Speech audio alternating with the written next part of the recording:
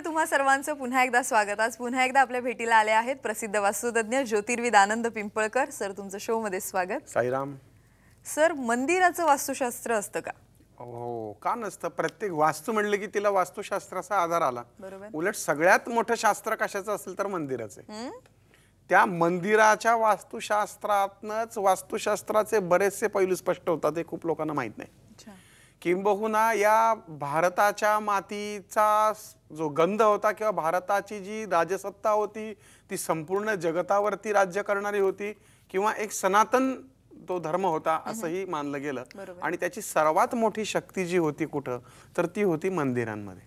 आणि आजकाल आपण बघतो की जागा दिसली की ठोक मंदिर, म्हणजे ॲक्वायर करायचं, मग तिथं देव आणि मग लोक गोळा करायची आणि मग ते त्याचं बाजारीकरण चालू करतात। तर ही जी मंदिरं आपण आत्ता बघतो ही मंदिरं आहेत का? नाही, ही मंदिराची प्रतिकृती आहे। पण खरी मंदिरं किंवा त्या मंदिरातनं जी ऊर्जा निर्माण होते ती मंदिरं जर आपल्याला पाहायची असतील तर आताही काही थोडी मंदिरं जी शिल्लक आहेत ती दक्षिण भारतामध्ये आहेत की जी बऱ्यापैकी वास्तुशास्त्राचा आधार घेऊन 100% वास्तुशास्त्राच्या हिशोबाने बांधली गेलेली आहेत। त्यामुळे वास्तुशास्त्राचा आधार हा मंदिर बांधताना त्या काळात घेतला गेलेला आहे, कित्येक हजार वर्षापूर्वी। किंबहुना काया शिल्प नावाचं एक जे पुस्तक आहे, म्हणजे मोठा ग्रंथ आहे जो पूर्वी लिहिलेला आहे, तर त्याच्यामध्ये फक्त मंदिरच कसं असावं याचं वर्णन केलेलं आहे। म्हणजे एखादा पूर्ण पुरुष जर असं झोपवला त्याला तोंड वर करून तर त्याचं जे मुख आहे येतं तर ते त्यांनी म्हटलं की ते गर्भगृह आहे। आणि त्या गर्भगृहा नाकाच्या ठिकाणी त्या देवतेची अधिष्ठान म्हणजे प्रतिष्ठापना केली जाते, म्हणजे विग्रहाची। त्याच्यानंतर जी मान आहे म्हणजे ती देवळाची जी मान त्या गर्भगृहाला जोडणारी असते ते अंतराळ म्हटलं गेलंय। त्याच्या पुढे जो धडाचा भाग आहे त्याला सभागृह म्हणलं गेलंय किंवा नाट्यमंडप म्हणलं गेलंय।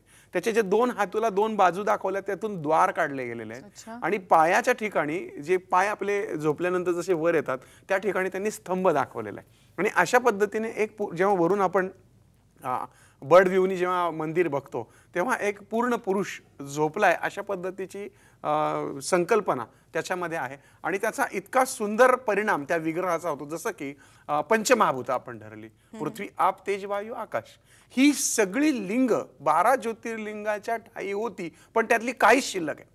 त्यातलं सगळ्यात प्रभावी लिंग की तुम्ही कोणी बघू शकता ते म्हणजे वायुलिंग असलेलं कालहस्तीचं मंदिर। कालहस्तीच्या मंदिरामध्ये गेल्यानंतर बऱ्याच लोकांना हेच माहित नाही की ते वायुलिंग आहे। आणि म्हणून कालहस्तीच्या मंदिरामध्ये दर्शनासाठी तुम्ही उभे राहा, समोर शंकराची जी काही अंधारातच आहे ते मंदिर सगळ्या बाजूनी बंदिस्त आहे।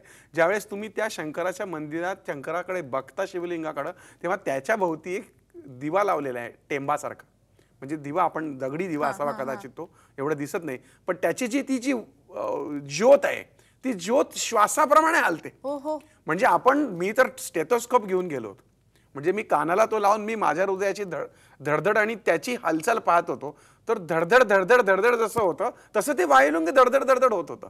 हे आहे वायुलिंग। व्यक्तिपरत्वे ते होत असतं, व्यक्तिपरत्वे होत असतं। व्यक्तिपरत्वे म्हणजे प्रत्येक माणसाची हृदयाचे ठोके देण्याची एक विशिष्ट पद्धत आहे। एका ठराविक वेळेला ठराविक ठोके पडतात, म्हणजे निरोगी माणसाचे। ज्याला धाप लागली, ज्याला अटॅक आला त्याचे कदाचित जास्ती पडत असतील, पण निरोगी माणसाचे हृदयाचे जसे पल्स लागतात त्या पद्धतीने त्या ज्योतीची हालचाल होताना आपण आजही बघू शकतो।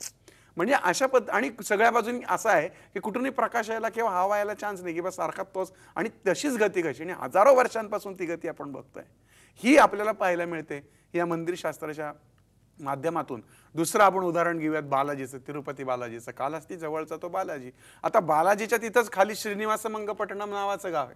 दोन्ही मूर्त्या एकाच मूर्तिकाराने बनवल्या असं शास्त्रकार सांगतात, पण वरच्या बालाजीची मूर्ती किंवा वरचं जे ठिकाण आहे, वरची जी मंदिराची रचना आहे ती खालची नसल्यामुळं तिरुमला डोंगरावरच्या बालाजीला जी ऊर्जित अवस्था किंवा जी श्रीमंती आहे ती आपल्याला खाली पाहायला मिळत नाही।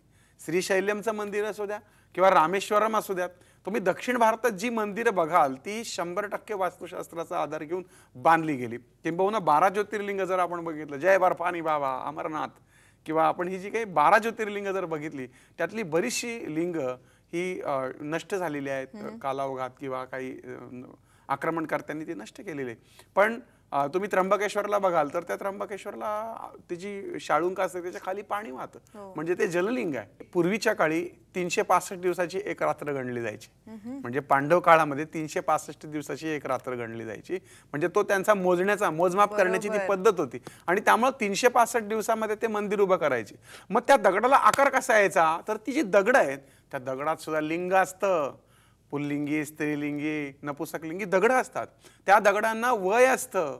असं वेगवेगळं वर्गीकरण करून त्या दगडांना भावना असतात. आपण म्हणतो अरे दगडाला कुठल्या भावना, त्यांना फक्त बोलता येत नाही. पण ज्या दगडांमधून टणत्कार येतो ते पुरुष दगड, जे डबडब आवाज येतो ते स्त्री दगड, नपुसकलिंगी दगड हे ठिसूळ पद्धतीचे असतात. आणि म्हणून खणखण वाजणारे दगड हे मंदिर बांधण्याकरता घेतले जातात. किंबहुना दक्षिण भारतातल्या काही मंदिरांमध्ये खांब असे आहेत की त्यातनं सप्तसूर निघतात. आजही तुम्ही जाऊन बघू शकता. असे खूप काही मंदिराचे आहेत. आपण पुढच्या काही भागांमध्ये नक्कीच नक्कीच सर, मंदिराच्या वास्तुशास्त्राविषयी तुम्ही एवढी सखोल माहिती आम्हाला देता, अर्थात पुढेही ती जाणून घेण्याची इच्छा आहे. पण सध्या तुम्ही इथे आलात त्याबद्दल खरंच धन्यवाद. आपण मात्र आज इथेच थांबूयात. उद्या पुन्हा भेटूया अर्थातच ड्रीम होम मध्ये. तोपर्यंत नमस्कार.